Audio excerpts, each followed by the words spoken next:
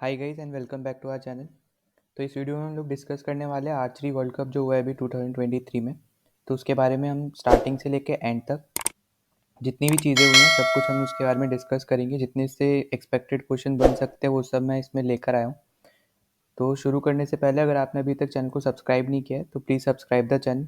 अगर वीडियो अच्छा लगता है तो लाइक द वीडियो और जितना हो सके उतना शेयर कर दो ताकि जो हेल्प मिल सके जो भी एग्ज़ाम की प्रिपरेशन कर रहे हैं किसी भी एग्ज़ाम में ये पर्टिकुलर टॉपिक इम्पॉर्टेंट रहेगा। ठीक है, चलो शुरू कर लेते हैं। तो हमारा फर्स्ट यहाँ पे ऑप्शन जो क्वेश्चन है, ठीक है, तो यहाँ पे आपसे पूछ रहा है कि जो हमारा भी आर्चरी वर्ल्ड कप 2023 हुआ है, ठीक है, कहाँ पे हुआ है, ठीक है, आयोजित कहाँ पे हुआ है। ठीक, तो ये आपके यहाँ चार ऑप्शन है। न्यू दिल्ली न्यू दिल्ली में हुआ है कि हरमोसीलो में हुआ है, बुदापेस्ट में हुआ है या बीजिंग में हुआ है। ठीक है, तो इसका करेक्ट आंसर है हरमोसिलो। ठीक है, ये इसका लोगो था अभी जो हुआ है उसका। और ये अभी हमारा 9 से 10 सितंबर 2023 के बीच में हुआ है। ठीक है, तो जब हमारे यहाँ G20 मीटिंग चल रही थी तब उसी दिन में 9 और 10 सितंबर, ठीक है, तब ये आर्चरी वर्ल्ड कप हुआ है। तो ये डेट आपको कुछ डिफिकल्ट नहीं होगा अब याद करने को अगर कहीं पे आता है। ठीक है, बहुत मुश्किल चांस होता है ऐसे में डेट्स आने का, पर अगर आता भी है तो आपको पता होगा कि G20 के टाइम पे हुआ था।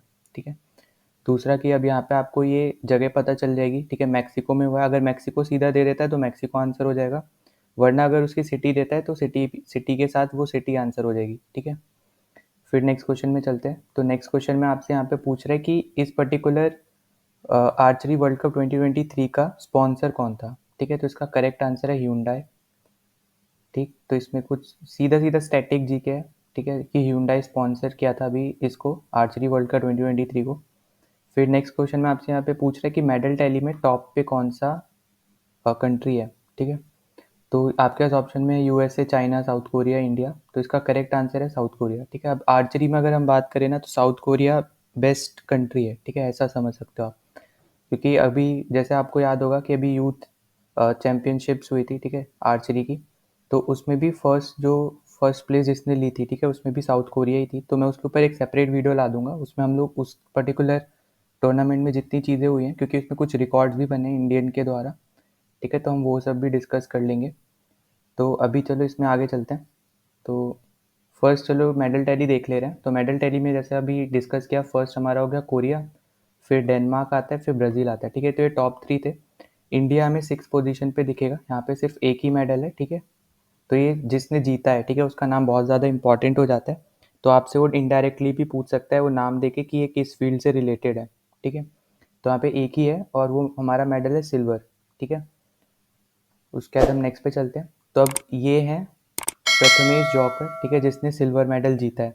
ठीक है, तो अब ये आर्चरी से रिलेटेड है, यहाँ पे आप फोटो में ही देख सकते हो। ठीक, तो अब इनका नाम जो है बहुत ज़्यादा इंपॉर्टेंट हो जाता है क्योंकि अभी रिसेंट न्यूज़ में भी चल रहे हैं। तो किसी भी एग्जाम में इनडायरेक्टली आपसे पूछ लेगा इनका नाम देके कि ये कौन सी फील्ड से रिलेटेड है। ठीक है, कौन से स्पोर्ट्स खेलते हैं, ऐसा भी पूछ सकता है।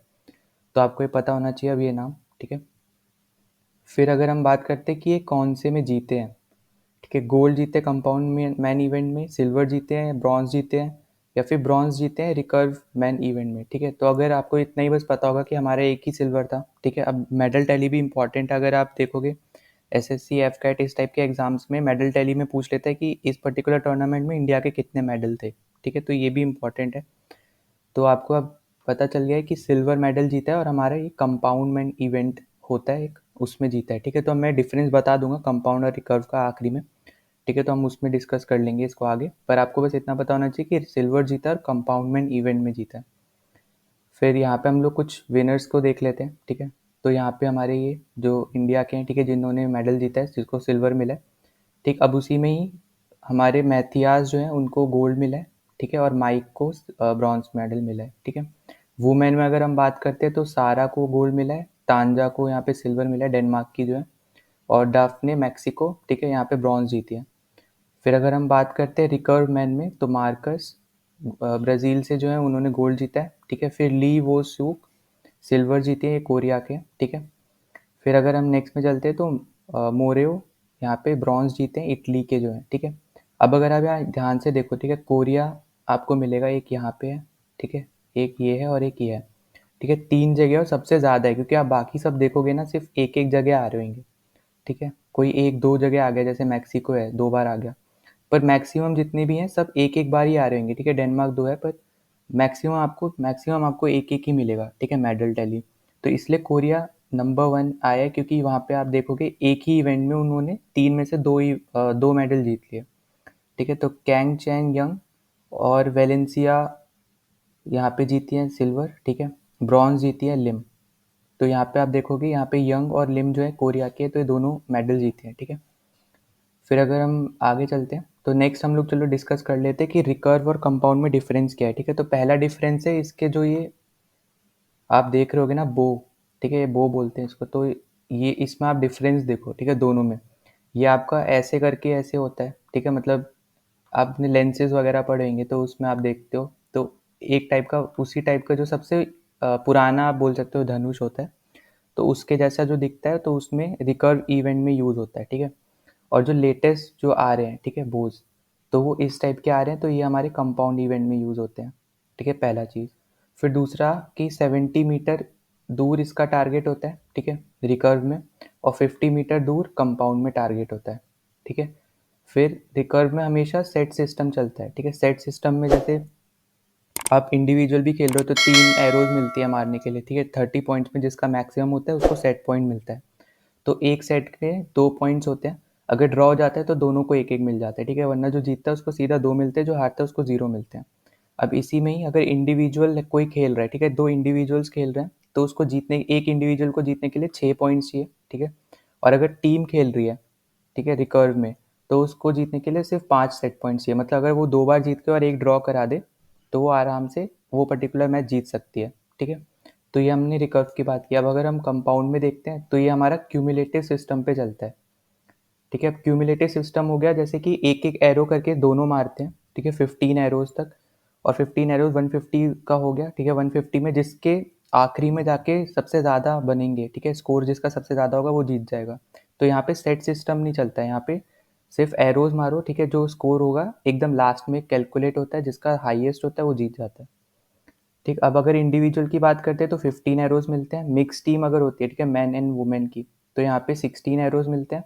अगर नॉर्मल जो टीम है, ठीक है, चाहे वुमेन की कंप्लीट टीम हो या मैन की कंप्लीट टीम हो, तो उसमें 24 एरोज मिलती हैं, ठीक है। तो हमें ये चीज़ बहुत इंपॉर्टेंट है, इसका आइडिया हमें अच्छे से होना चाहिए, ठीक है।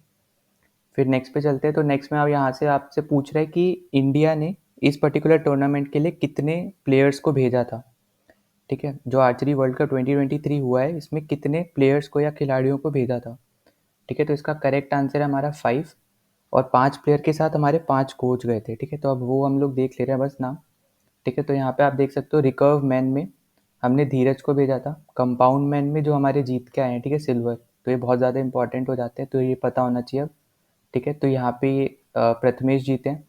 फिर कंपाउंड वुमेन में हमने 2 कुछ सिलेक्ट किया था, ठीक है, 2 एंट्रीज हमने भेजी हैं, तो जिसमें एक अदिति स्वामी है और एक ज्योति है, ठीक है। फिर कंपाउंड मेन में ही जहाँ पे प्रथमेश हमारे सेकंड आए हैं, ठीक है, इसी में ही हमारे अभिषेक वर्मा भी है, ठीक है। आई थिंक ये 4th आए थे, ठीक है, जस्ट मतलब ब्रॉन्ज मेडल से रह गए थे।